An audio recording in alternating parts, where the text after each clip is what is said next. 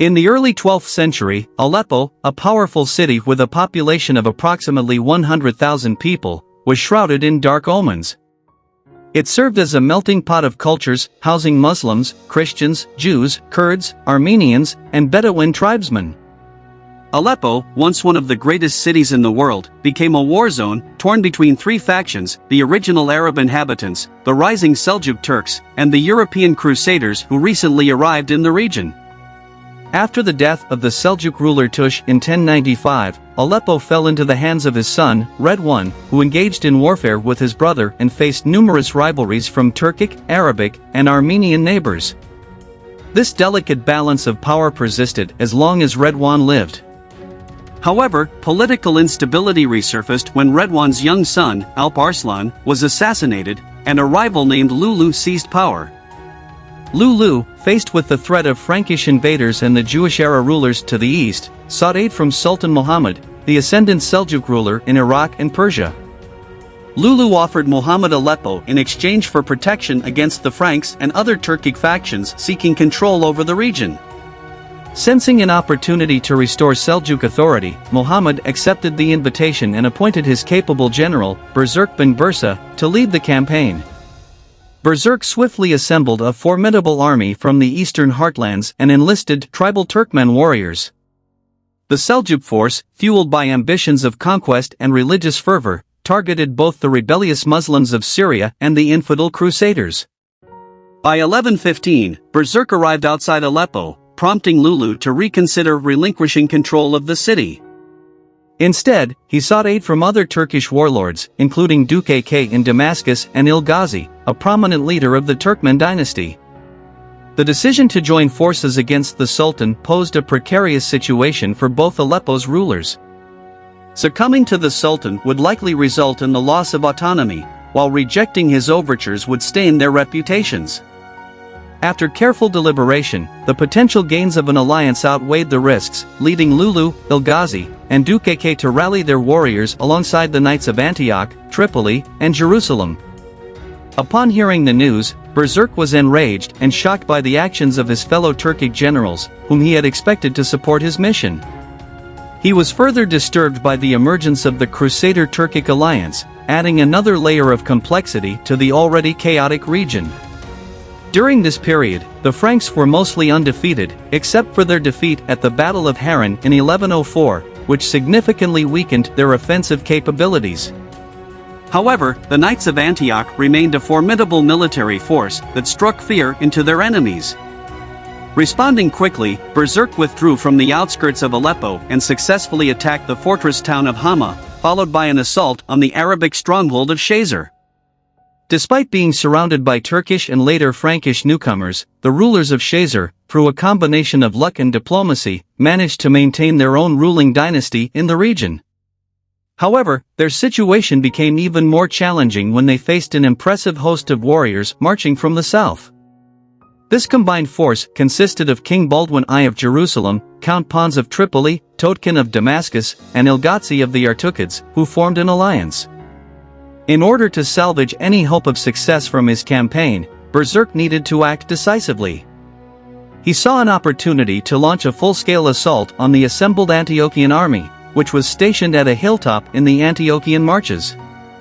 The Principality of Antioch, protected by a series of strong border forts, was manned by a combination of Frankish knights, Armenian archers, and Syriac foot soldiers. Although manpower remained a challenge for the Principality, Berzerk believed that by employing the Turkic style of horse archers, which had proven successful in previous battles, he could draw the Franks out of their camp and decimate them. However, his opponent, Roger of Salerno, was also a seasoned commander with extensive knowledge of Turkic tactics. Roger, a great-grandson of the famous Tancred de Hauteville, had followed Bohemond of Tarento from Italy to the Holy Land during the First Crusade.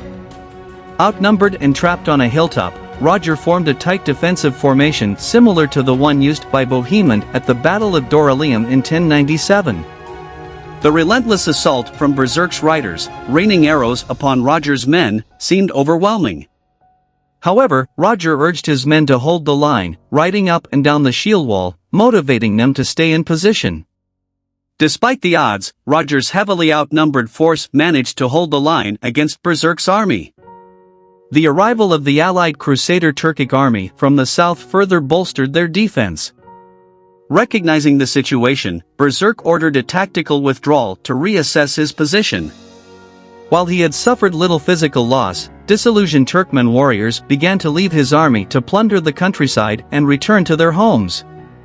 As beleaguered frontiersmen sought refuge at Roger's court, it became evident that Berserk's withdrawal had been a tactical retreat to buy time. In September 1115, Berserk's large army launched another assault on the Antiochian marches, this time targeting the important castle town of Kalat Jabr. Roger, supported by neighboring forces such as the county of Edessa and the Armenian prince Thuras of Cilicia, who provided a contingent of veteran fighters, gathered all available men and charged towards the border. Meanwhile, unbeknownst to Berserk, his army began laying siege to the town of Azaz in the defensive ring. Roger's scouts reported that Berserk's forces were spread out on an open plain, offering an opportunity for Roger to use his secret weapon, the mounted knights. On September 14, 1115, the Frankish heavy cavalry, split into 3 columns, launched a full frontal assault against Berserk's army. Breaking their lances on first contact, they engaged in fierce combat, taking advantage of their superior skills in close-quarters combat. Despite the initial advantage, Berserk's forces proved resilient, and casualties on the Frankish side began to mount. However, the arrival of the Allied army from the south provided much-needed reinforcement to Roger's troops. Realizing that his tactical advantage had been compromised, Berserk ordered a strategic retreat to regroup and reassess his position. Although the day ended in physical defeat for Berserk, his withdrawal had served its purpose. Disillusioned Turkmen warriors left his army to pursue personal gains, while the Allied army and Roger's forces dispersed to their respective cities. However, Berserk was far from defeated. Seeking an audience with Roger, beleaguered frontiersmen brought news that suggested Berserk's withdrawal had been a ruse, a tactical maneuver to scatter his enemies in game time. In September 1115, Berserk's army regrouped and launched another assault on the Antiochian marches, this time targeting the castle town of Kalat Jabr. Roger, who had gained military support from neighboring territories and benefited from political instability in Asia Minor, rallied his forces to defend against the impending attack. Supported by Armenian and Turkopole mercenaries, Roger's heavily outnumbered force prepared for a decisive battle. Unaware of Roger's approach, Berserk's forces began laying siege to the town of Azaz. Little did they know that Roger's troops were prepared to engage in battle. With the element of surprise on their side and the favorable terrain, Roger's mounted knights charged forward on September 14, 1115. Engaging in fierce combat, the Frankish heavy cavalry broke their lances on contact and fought hand-to-hand with Berserk's forces. The outcome of the battle remained uncertain as casualties continued to mount. However, the coordinated efforts of Roger's forces, combined with the support from neighboring allies, tipped the balance in their favor. Recognizing the resilience and determination of Roger's troops, Berserk ordered a retreat, acknowledging that victory was beyond his reach. Although the battle resulted in physical losses for both sides, the retreat marked a turning point in Berserk's campaign. The defeat and subsequent retreat forced him to reassess his strategy and objectives. Meanwhile, Roger's successful defense against the Seljuk forces bolstered his reputation as a skilled commander and further solidified his position as Prince of Antioch. The conflict between the Franks and the Seljuks would continue, with further battles and shifting alliances shaping the course of the region's history. But the events described above highlight the strategic maneuvering, military prowess, and determination displayed by both sides as they vied for control over the Antiochian marches.